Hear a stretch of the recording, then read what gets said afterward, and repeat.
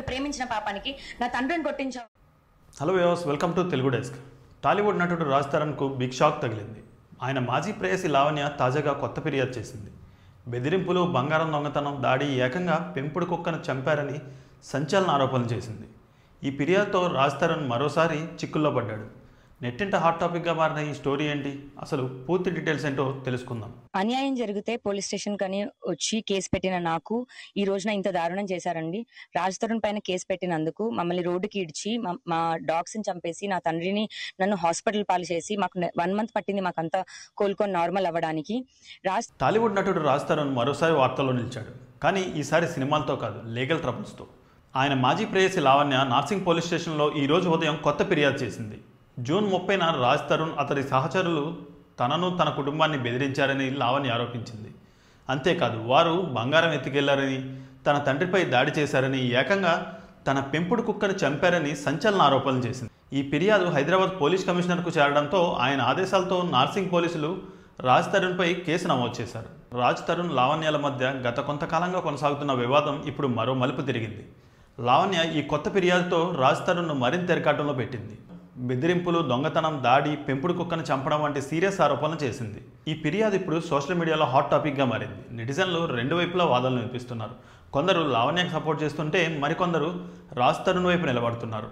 Raj Tarun legal గా వెళ్తానన్నావు, ఏ రకంగా legal గా వెళ్ళావు? ఒక తనేమో శేఖర్ భాషాని మీడియాలోకి పంపించి మళ్ళీ నల్ల కలద్దాలు పెట్టుకొని వచ్చి ఏం జరగలేదని అంటావు. బయటేమో మణికంఠ తంబాడి వాడిని పంపించి మమ్మల్ని కొట్టించావు. ఏ రకంగా లీగల్ గా వెళ్తున్నావు?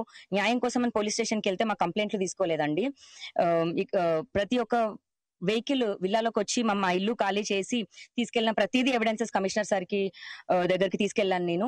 ఈ కేసు పోలీసుల దర్యాప్తులో ఉంది. రాజ్ తరుణ్ ఈ ఆరోపణలు ఎలా సమాధానం చెప్తాడో చూడాలి. రాజ్ తరుణ్ గతంలో కూడా లావణ్య ఆరోపణలతో చిక్కుల్లో పడ్డాడు. గతంలో ఆమె చేసిన ఫిర్యాదుల్లో మోసం, వివాహ వాగ్దానం, బలవంతంగా అబార్షన్ వంటి సీరియస్ ఆరోపణలు ఉన్నాయి.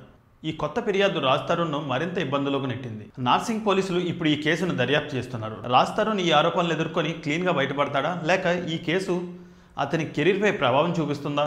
ఈ డ్రామా ఎటు వెళ్తుందో చూడాలి. రాజ్ తరుణ్, లావణ్య వివాదం ఇప్పుడు సోషల్ మీడియాలో హాట్ టాపిక్. లావణ్య ఆరోపణలు నిజమేనా, లేక రాజ్ తరుణ్ను టార్గెట్ చేసే కుట్రనా?